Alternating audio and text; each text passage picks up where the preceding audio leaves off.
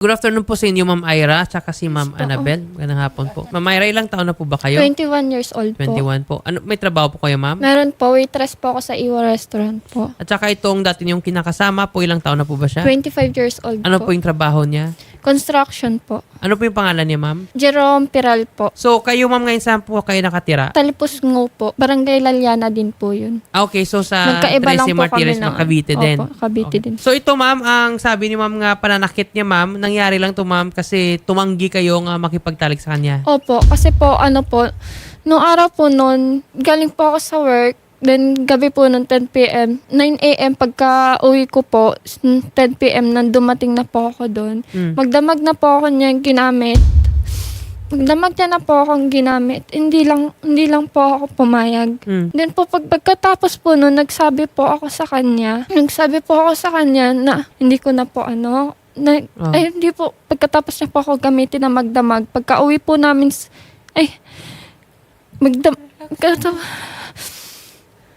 lang po. Sige po, Ma'am. Okay lang po. So, bali, Ma'am, basically, tumanggi ka na sa kanya, Ma'am. Opo. Okay, tapos pinilit ka niya. Opo. So, sinaktan ka niya. Opo. Okay.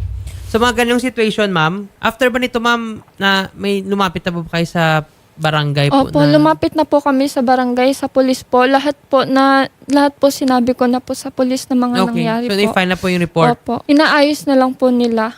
Kasi po, nung umuwi po ako, magdamag niya na po ako ginamit. Pagkatapos po nun, kinabukasan po, naisipan po namin umuwi sa bahay.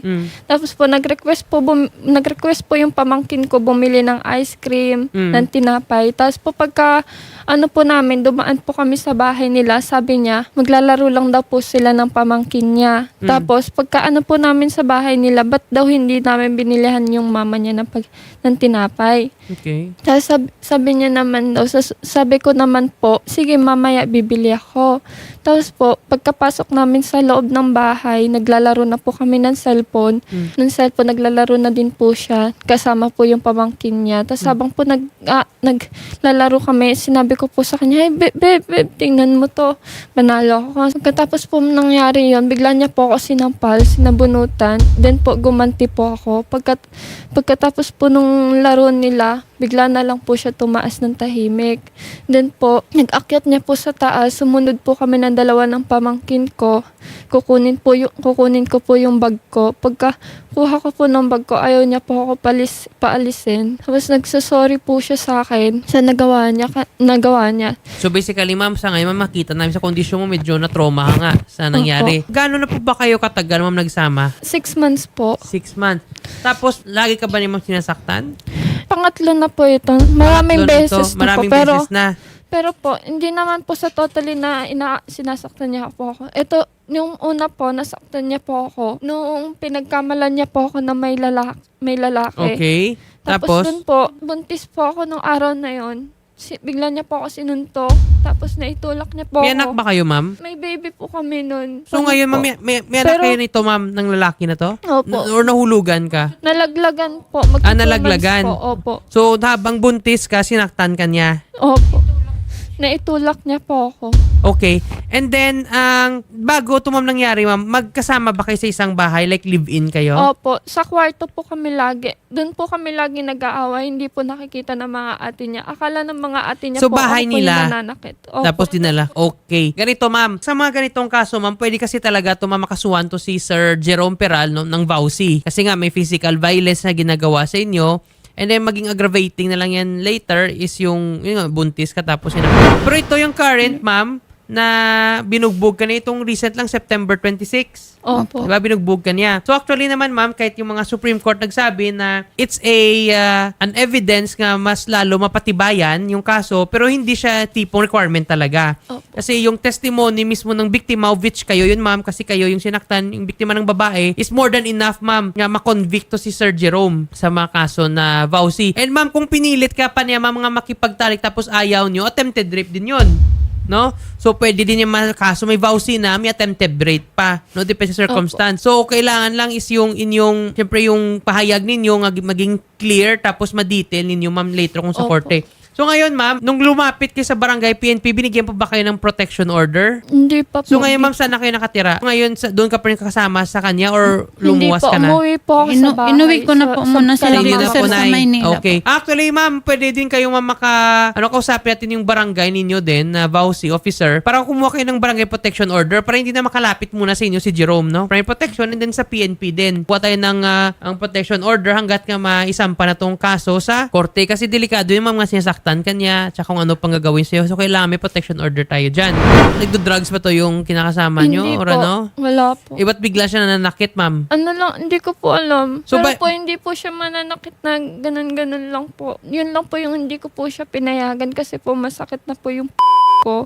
Okay. Tapos po, ayun po, pinipilit niya po ako. Andun po yung pamangkin ko. Hanggang hindi ko po siya napayagan, doon niya po ako binugbog. So actually, based mo sa kwento niyo, ma'am, nga pinipilit ka niya nga hindi mo, that's rape eh. No? Ikaso na lang yan, ma'am, rape, pati na VAUSI, no? Yun, ang kailangan na talaga yun inyong pahayag, ma'am.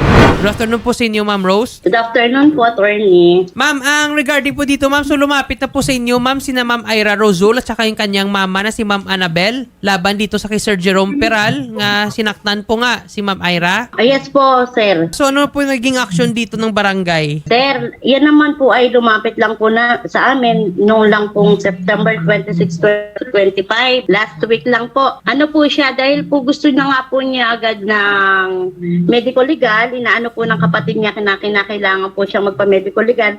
Agad-agad po naman namin siyang ini-endorse ko po siya sa WCPD.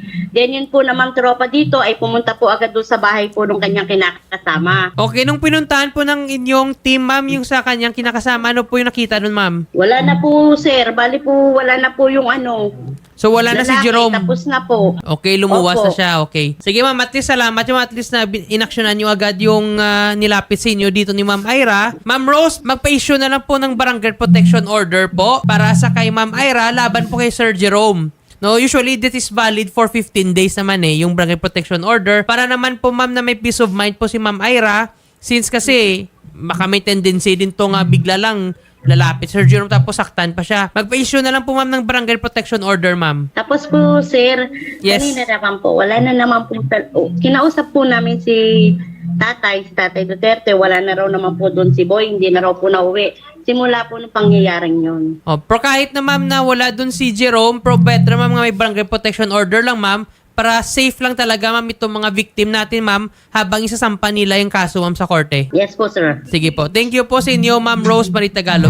Good afternoon po sa inyo ma'am Josephine. Sir, good afternoon po. Magandang hapon po sa lahat. Lumapit na din po sa inyo si ma'am Ira po regarding po sa kanyang case laban dito kay Yes, Sir sir. Jerome Peral. Last September 26 ay gabi, nagpunta po sila dito sa opisina para po humingi po ng referral for medical legal at nabigyan naman po namin po siya nung gabi na yun. Meron po kasi sir na request for sa Mandaluyong Hospital po. Mm-hmm. Ngayon po, ang gusto ko po kasi mangyari sir, yung may kasama po kami na taga rito.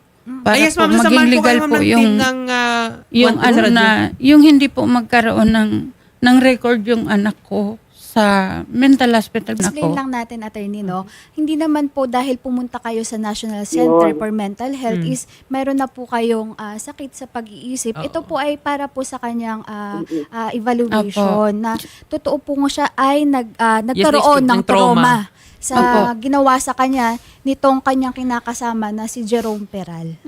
Mas titibay po, ma'am, ang inyong kaso kung mayroon po kayong Yes, ma'am. assessment. So ma'am, Yes, maraming sir. salamat Yes, po sir. ma'am kasi mabilis din yung action ma'am ng PNP dyan ma'am sa Tresec Martires Cavite at Opo, saka sir. Opo. ma'am isasampa na lang nila to ma'am yung kaso. Patulungan Opo, na sir. lang din ma'am nga maisampa Opo, tong sir. kaso ma'am. Baka most probably VAUSI and attempted Yes, rape sir. based dito sa Bali, kwento. sir, nung October 1 nga po sir na nakuha na ko ng salaysay si Ma'am Aisa, lahat po ng pagtulong po namin para masampahan si Mr. Jerome Peral ay gagawin po namin at handa po kaming maglingkod sa bayan ng Treseños, ang aming makakapulisan po dito sa Trece, sir. And also din ma'am, ang siguro magpapahingi din kayo ng warrant of arrest. Siguro kasi on the loose na ngayon to si Sir Jerome Peral eh. Pinuntahan daw ng barangay, wala na daw sa kanyang bahay. So Yes, baka sir, yes, sir. Yes, oo. Pag na-file po natin ang case niya po, ang reklamo po sa fiscal, sir, at pag may warrant of arrest na po, sir, makipag-ugnayan po kami sa aming mga kasamahan na na-assign sa warrant unit ay posible po nating tuntunin po ang kinaroroonan po ni Mr. Jerome Peral, sir. Ayan po. Ma'am Josephine Belhemino, Yes, ma'am, sir. maraming salamat talaga, ma'am, sa mabilis ninyong action dyan. And, Punta po kami tumulong, sir, sa mga tresenyos po, sir. sige po, ma'am. Thank you so much, ma'am, sa mabilis ninyong action. Sige po, ma'am, tutulungan po kayo ng team ng Wasa Radyo and kung ano pong assistance po may tulong sa inyo po, ma'am. Opo. Salamat po, sir. Maraming salamat po. At kay Sir Rapitul po, maraming salamat po sa kanya. Maraming salamat din po sa tiwalang binigay niyo po kay Idol Rafi. Opo. Assist po kayo ng reporter po ni Idol Rafi sa NCMH, pati po sa kung ipapacheck up, kailangang ipacheck up si Ma'am Ira. Yes, ma'am. Opo. Maraming salamat po. Opo. Tibayan mo ma'am ang loob mo.